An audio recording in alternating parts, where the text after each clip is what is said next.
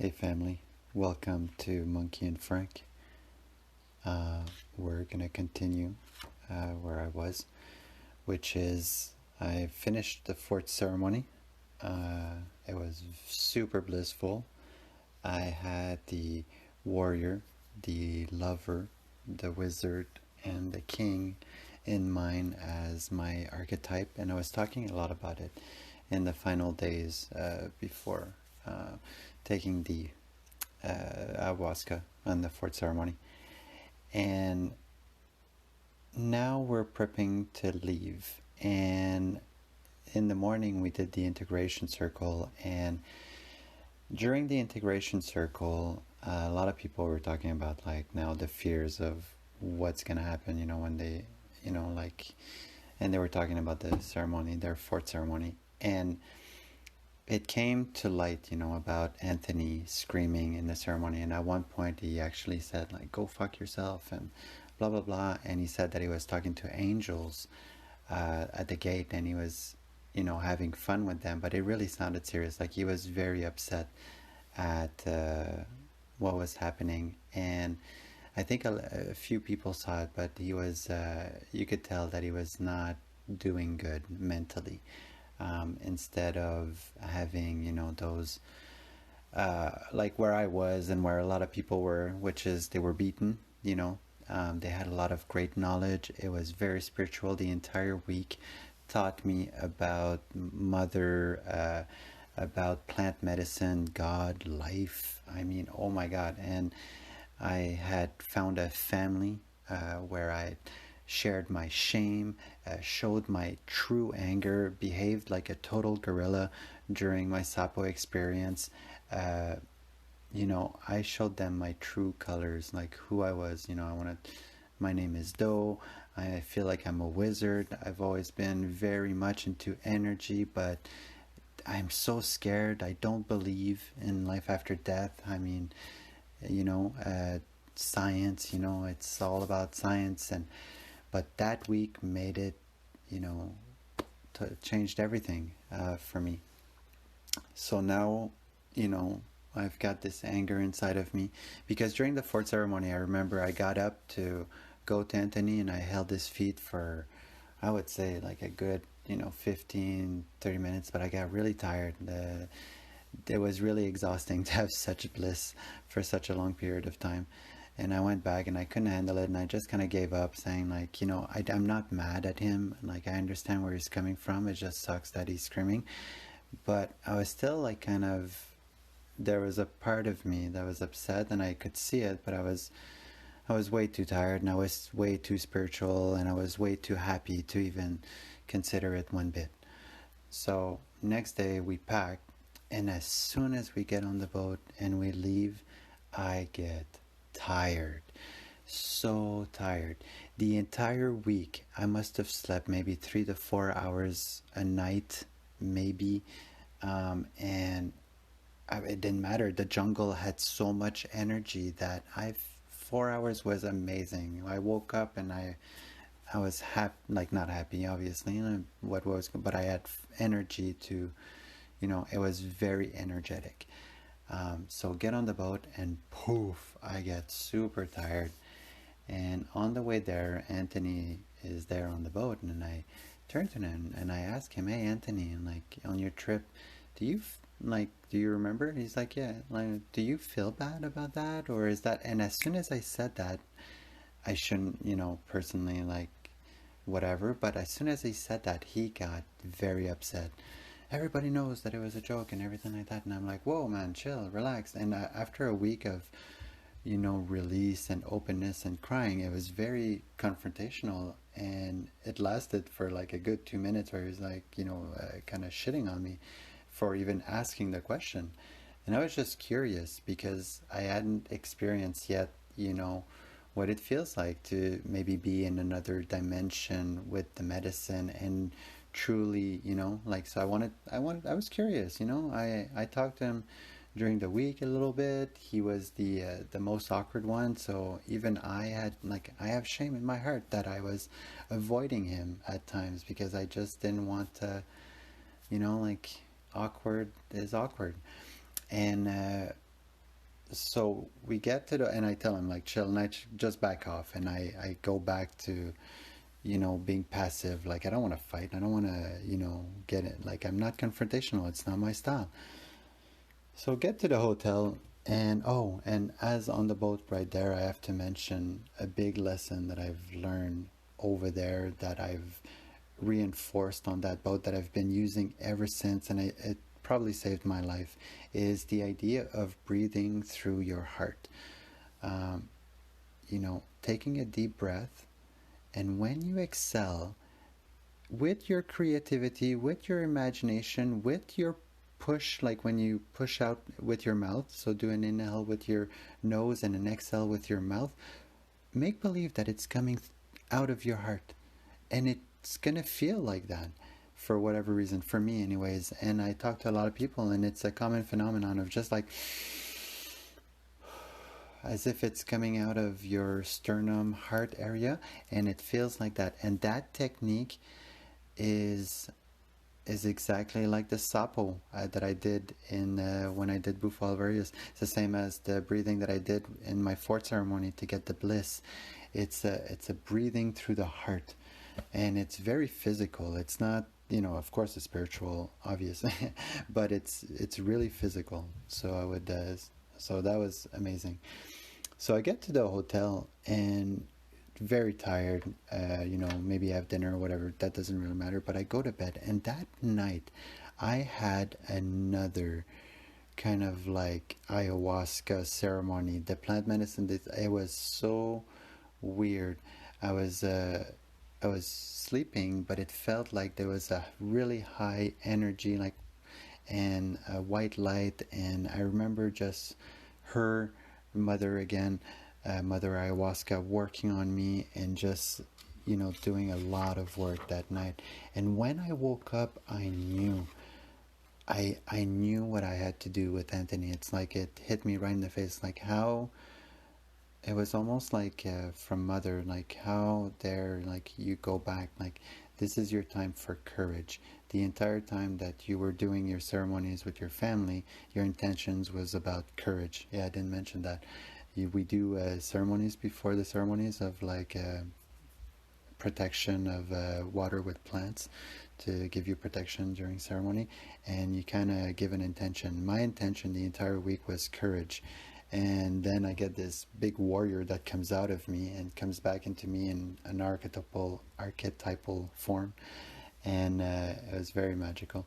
So then I wake up, and I know what I need to do. So first of all, I was journaling a lot, so I wrote, I have to say this because I've got shame, for it's being real. It shouldn't be shameful, but yeah.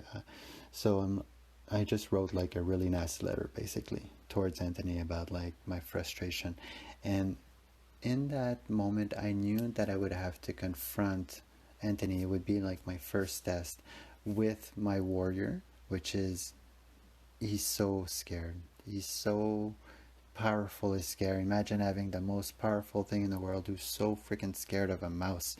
How much, like damage it does inside of myself, like so much chaos, so much, angst, anxiety. So, one of my issues growing up is, as smooth as I am, if I am if I get shy, or I'm doing a presentation, or like it feels like my heart is beating out of my chest, I sweat. And if I get flustered, I get red in the face. And there's nothing I can do about it. I'm just simply a tomato for until the physiological symptoms disappear. And that's just the way it is. And I've never enjoyed this feeling, and I guess it probably is a factor towards me being so scared and anxious and depressed. And go and sit down, and I had again another family member um, there. I have to mention his name. He probably Yoshi was there, and he was there since the beginning. I wrote that in my book. I was reading it earlier. I have to mention his name. He's so important in my life, because what happened that morning is I told Yoshi exactly what my feelings were, and I was very much in my mind. It was, there was a warrior, and there was me, and I was trying to fight. So it was very awkward coming out of the jungle with many forms in my mind, kind of fighting their way for um, how to make me feel. And of course, I did not want to feel like the warrior. When I feel like the warrior, I'm full of anxiousness, I'm full of fear, and I snap and I'm just like on edge and I want to run away and I want to just go in my own hole, smoke some weed, and just get the fuck out. And so I'm kind of wrestling with that idea that, like, no, I want you to go away. I've experienced you out of my body for a full afternoon, and I was fine without you.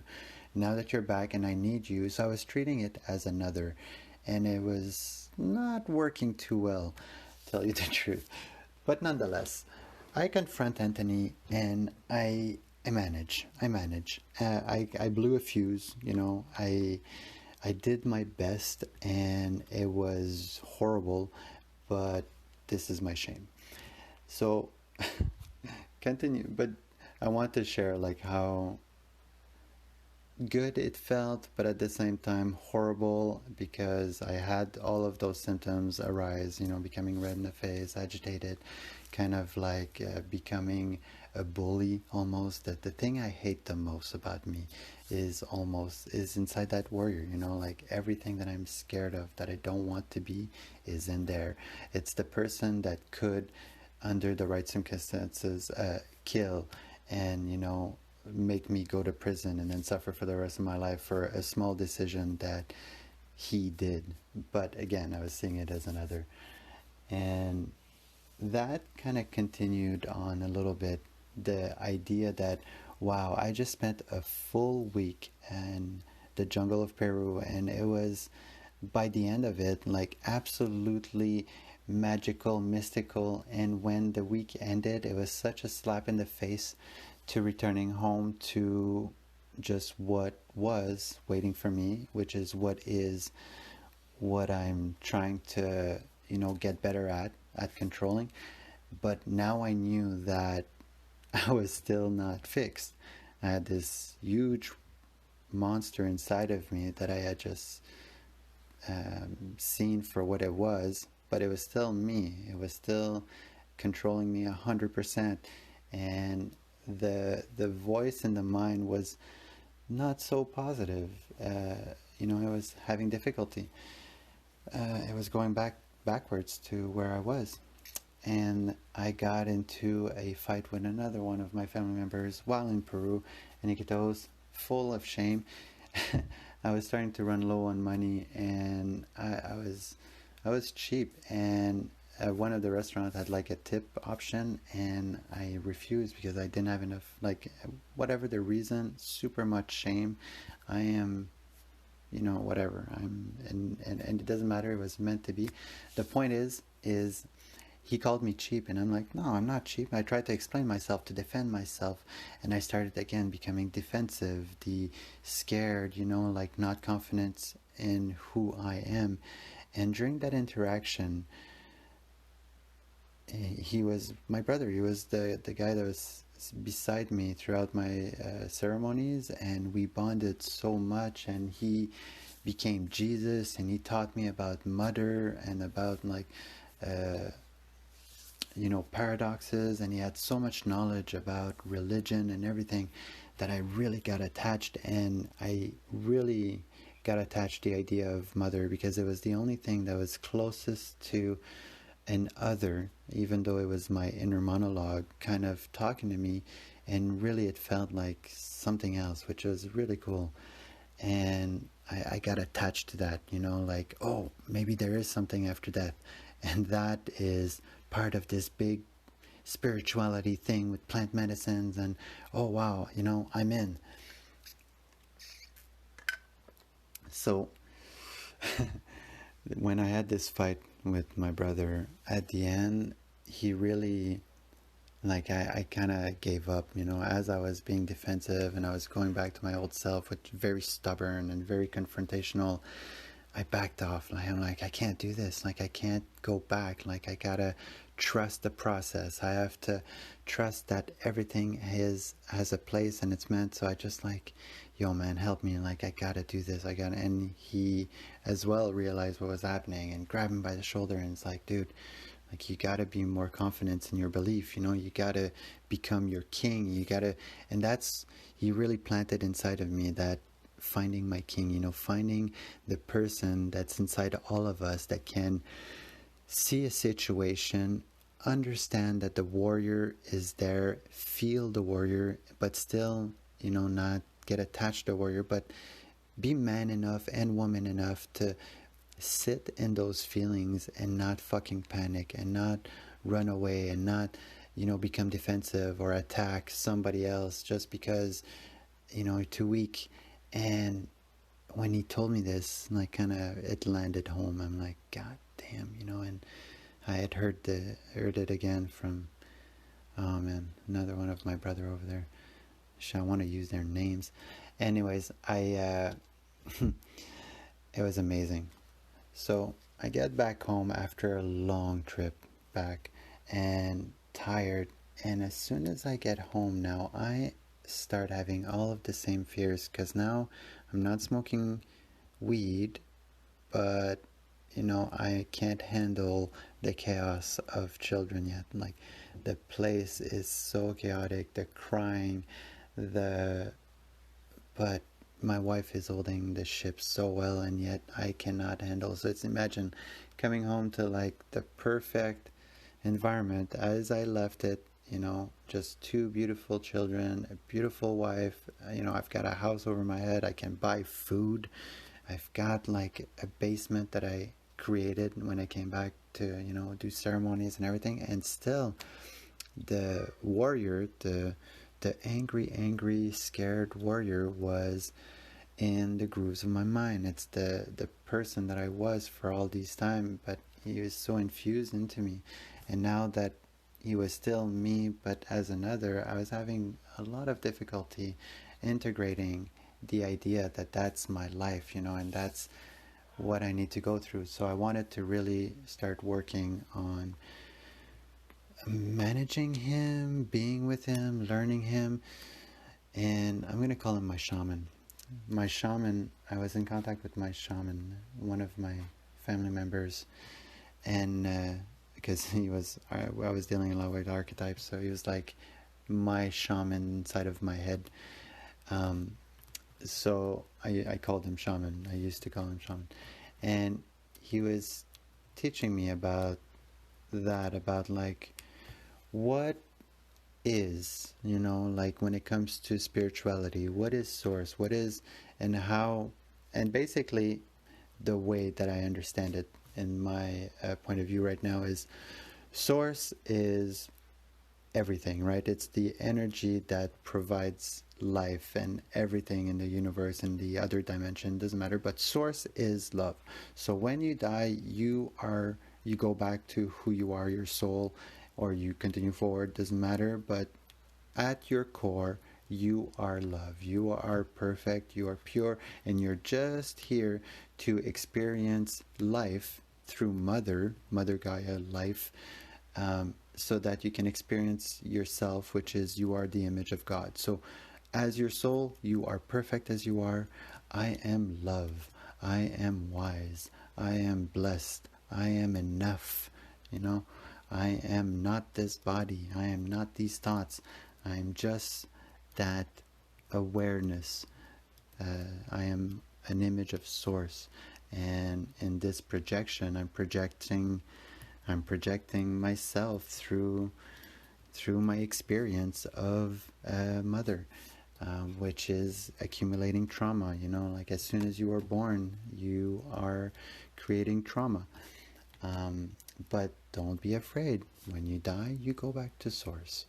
So I had that in mind, but I'm still living with this warrior. I'm still in a situation where my life looks perfect, and yet I'm still frustrated and I can't handle a simple mess that somebody makes. So not too good. Not doing too good. So when that happened, a few days passed and I told my wife that I wanted to take cannabis, but this time around, now that I had learned about spirituality and plant medicine, I wanted to take cannabis to replicate ayahuasca, not replicate, but to see what it was like to smoke a sacred plant, but with respect this time, with intention, by burning sage before and writing intention in my book and signing it. And so I try it. I tried it. I go outside and I take cannabis, and it's cannabis that I had grown myself because I had my license and everything, and it was White Widow, the beautiful White Widow. I smoke a joint. I would say about 3 puffs in. I was so high and so full of anxiety, just as I was before. But this time, now I had the confidence because I had experienced Bufo Alvarius, and there's no feeling so far that can beat that because it was so instant and so crazy. I have to admit, ayahuasca and the fourth ceremony came on pretty fast, but I had to make myself puke in order, like it was a, it was not just like I knew it was coming. Ayahuasca made it, come at the right time. Um, but it was as powerful. So, anyways, when that happened with the cannabis, I was good. Like, I mean, I was angst. I was having a panic attack. I was white as a ghost. But I was good in a weird way because as soon as I started smoking it, I said hi. I said hey. And as soon as I did that, she answered as if it was another. But again, it's my inner monologue. So here I do believe like I'm in insane land and I have to accept that I'm totally insane because it is my inner monologue. But I feel like it's coming from somewhere other than my brain. Like it's from the inward, from my heart almost. It comes from nowhere, and it's there and it's comforting me. And as I'm smoking and as I'm talking to it, I just want to be with mother. And I said, can I be with, and she says, yes, we are, I am, meaning like mother, cannabis. As soon as I'm connected to the sacred plant from cannabis, you are, if you want, not if you want, so I'm gonna have to be very specific about that. Cannabis, if you smoke it, that from my experience, if you smoke it and you do not have intention and you just allow it to do whatever, then you'll be high as fuck, and you're going to be hungry because it is the cannabinoid. Your system of hunger inside of you is based on a cannabinoid system, and when you smoke cannabis, it's full of cannabinoids, so you trigger your hunger. So and but in terms of your mind, she's taking you for a ride, so you might be distracted, you might even get afraid, you might whatever. If you pay attention when you smoke cannabis and really treat it as a plant medicine, it's the same as ayahuasca. You can have communication with it. And so now, for the first time, I smoke cannabis and I talk to her, and she answers back the same way as ayahuasca did. And she's so comforting, like an old grandma. And I come downstairs full of panic attack now, and I start doing the sapo breathing, and I start crying, and I start hitting the pillow, and I start moving as if in my forts, and when I start letting go, and I'm like, oh my god, this is amazing. And I am so full of shame because now it's the first time that I'm actually crying in my own house. I've never, not, and like that, and hitting the pillow, and like a cry where if somebody would hear me, I would kill myself. So much shame, kind of thing. But my wife, my children, she's upstairs and she reassures me that she supports me 100% and that nobody can hear me and that, you got this. Like, so full of encouragement. So take the cannabis, come downstairs, do that, and I get mind blown in a great way. It's a great beginning, but the inner monologue I notice is very confusing. So as I smoke cannabis and I do my ceremony and I hit the pillow, that's all fine and dandy. But as soon as I smoke cannabis and I do not start the breathing or doing a meditation, my mind, my inner monologue goes from one thought to another, and it's not positive, and it's very scary, and I'm afraid, and it sends me into like a panic attack where my throat wants to close and shut down. And so it was very, go smoke, come downstairs, do the ceremony, let it all out. Very much a very interesting journey. But I wanted to finish the story with Anthony. So a couple of weeks past now, I'm doing this cannabis thing every night when I come home. Not really when I come home after work, but like I plan it like before, after the kids are in bed and everything like that. And, you know, because every single night I was releasing trauma, and there was so much, and I was like, is there no end to this? Is the warrior gonna get a little bit more silent and positive? Like every single mistake that I was doing with my wife when it came to impatient, I was 10 times hard on myself for even doing those behaviors and noticing, like, why am I doing these behaviors? This place is perfect. Like, you know, even your job, like, you have it good. What is your problem? And I was eating well, and so it's like, so it's not food, like, I was exercising, but still the warrior was present, and he was not positive, and I was seeing it as another. And I started doing sort of like videos and sending things on WhatsApp to my family, because we had created a WhatsApp group so that we could integrate our journey.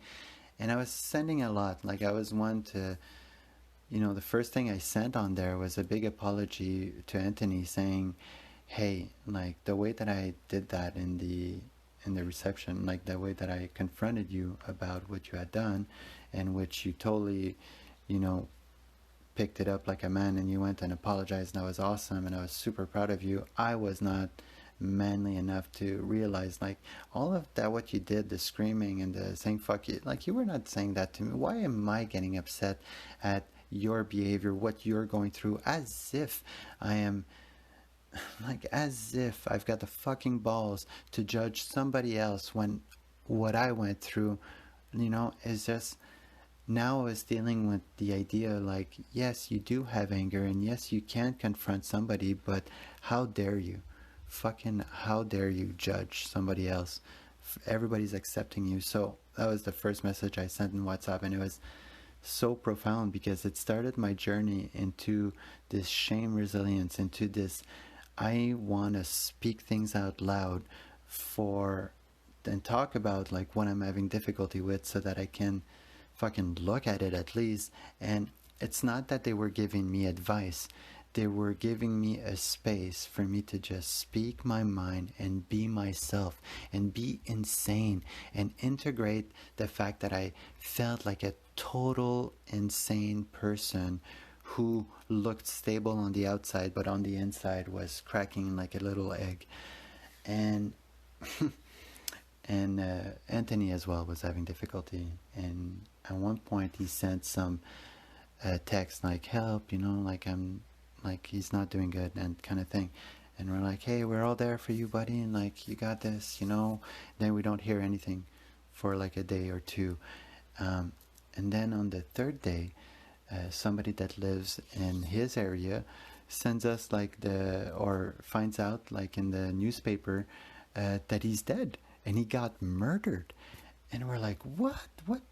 Like, a month after we come back, and everything was just going so crazy, because everybody was integrating this stuff, and we were really working with each other to really get not a handle, because some people were doing better than others, some people were, but it's hard to tell, right? Everybody was having their own journey, but I was very vocal. I didn't want to stop. Just why I'm doing this podcast right now. It's such a good way to integrate what the fuck is happening, right? And maybe I can help people with my insanity. And motherfucker got murdered, and we were mind blown. Yeah, so it turns out, like, he got kidnapped, beaten. He escaped, ran into the road, and got hit by a truck. None of us could believe it. And sure enough, the newspaper in Australia talks about those events and how they're not sure of this. And we never, like, they found the person that did this, or they have a culprit, and that's it. Like, and when that happened, the day of, I was at work, and Anthony was my bunkmate as well in Peru. So I had interaction with him, I had shame with him, now I had this fight with him, but I made better, and we were on each other's team. Like, we were together to, we were both insane basically, and kind of going through a rough time at the same time, esque. And when he died, I went to see my boss, and I said I have to go home. Came home, did a cannabis ceremony, came downstairs, and for 3 hours I only thought of him passing and me. And I want to share you my experience of that. It was crazy. When I came downstairs and I started to breathe, the first thing I did is start thinking of him. And as soon as I started thinking of him, his scream came right back. The same scream at Ayahuasca. And when he did Sapo, he screamed. And that same scream came, like a scream of like pure anxiety, fear, frustration, like, ah. And oh yeah, and oh, that reminds me. And what I did after that is I continued breathing, and I was crying. As he was screaming, I did not stop, because I was in with my intention, I was in with cannabis, with my anxiety, with the worry, with everybody, and I was crying with Anthony, and I was going through it, and I was sending all of my energy for him to be able to go through what he was going through. But I was seeing that it was not doing anything. His cry was just infinite. It was a depth of sadness, of darkness that he couldn't escape from. And just a few days before, oh, it was so magical. My guru had taught me of a practice, because I knew that I needed to love myself, because I was not accepting of the warrior. I was not accepting of many, many parts of myself still. Like, even crying, I was not accepting. Making noise and letting it out the right way, I was not accepting, as I was holding back all the time. And he said, one of the practice, go back and think of the youngest memory you have where shit didn't go good and you just fucking needed a hug. And go and hug that little dude as who you are now, as the dad that I know you want to be. I know what kind of dad you want to be, and I know what kind of dad I want to be. And it resonated so much that I did like a couple of hours, like for 2 nights. And the second night when I did that, I came to a point in my life, because I was really going back as far as I can and giving myself a hug, and it felt amazing. Every single little kid, even like when I masturbated and I felt bad, I was like, no, you deserve a hug. That's not gross, or it's normal, or yes, it is fucking gross, but you went through it and it was not your fault. Come here, little fucking guy, man, I love you so much. And I really meant it, and I went and did that. And at the end, when I got close to who I was, which is like maybe a few hours before, I'm like, man, what just happened with your wife? Fucking, you got this. And I hugged him. And on the last dude of hug, all of my dudes kind of popped up in my awareness, in my heart, and behind me. They felt like they were all behind me. And all of the dudes, even the little young one, put their hand on my shoulder, like one solid fucking hand. And they said, we're here for you. Like, you were just here for us, like by doing that practice. Now we're here for you. And I cried, and I cried, and I cried, and I cried. And that showed me, when they put their hands all on me as one, they were the man that I wanted to be. The way that they encouraged me, and it was like something that I know I'm never going to be able to achieve, like, to be really like pure at heart, like because the paradox are too strong. Like, I would kill for my daughter, so I could never be that man. Or, I would lie for my wife. That's an obvious. So I could never be that man. So I know but he was there backing me though. Even though I could never be him, he was there with a hand on my shoulder, encouraging me on. And from that day, the voice in my head was still somewhat antagonizing, but it was positive. There was a king about it. Wow, I just realized that right now. That's so cool. Yeah, there was a king about it, meaning, we got you. No matter what you're going through, you're not alone because you've got all your memories of yourself and you know now that they're there for you. And that message was so powerful, but it was still within me, right? So yeah.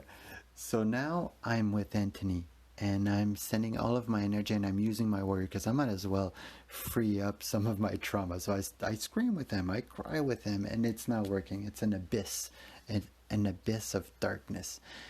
So I think, and I use my full creativity and my wizard to imagine the perfect Anthony, to pull Anthony's soul to say this, because I had just done it with myself. So I knew the formula of like what it is to be pure, almost like to bring your true self in. Because through that practice, I found my true self. Yeah, that was cool. So, anyways, I brought Anthony's true self, and I made, and he Anthony's true self put his hand on Anthony's little crying, weak body, and he just held him like a hand on the shoulder, and then the little Anthony turned and just grabbed on with dear life to his real his real soul, and was crying. So, and I cried, and I stayed with those two Anthonys for 3 hours, like I said, and I cried my ass out, and it felt amazing, and it was such an experience. The only other time that I had an experience like this growing up that was so magical is my uncle my uncle that lived in Kingston had cancer and he passed away, and I was not close to him, but he was my godfather because of circumstances. So, but I was very close to my godmother Nicole, but he was very quiet. I never really, so it was not a death that really kind of affected me, but I was still in a stage of my life where I was afraid of death. There's been a few deaths, not Frank, but I was not comfortable. I know that death makes me cry uncontrollably, and I didn't like it back then. But when I think now, it's like it was so healthy. But hey, it's the journey, right? To embrace crying. Now is the time. So I'm not too sure where I was going with that. I lost my train of thought. But Anthony, I did that with him. I cried. It was amazing. I learned my true self. I showed him my true self. And that was the beginning of me loving myself and starting to accept the warrior. I'm going to leave it here, but I will continue the story. There's a lot more to come. So if you like this, please subscribe. And as always, I've got a YouTube channel, Monkey and Frank. Fucking Instagram, Monkey and Frank 11. This place, Monkey and Frank. Monkey and Frank forever. I love you guys so much, and thank you for being great listeners. It means the world to me. Like sharing like this is so helpful. I've got 1,000,000 miles to go, but fuck it, I'm gonna work hard at this. You got this. We got this.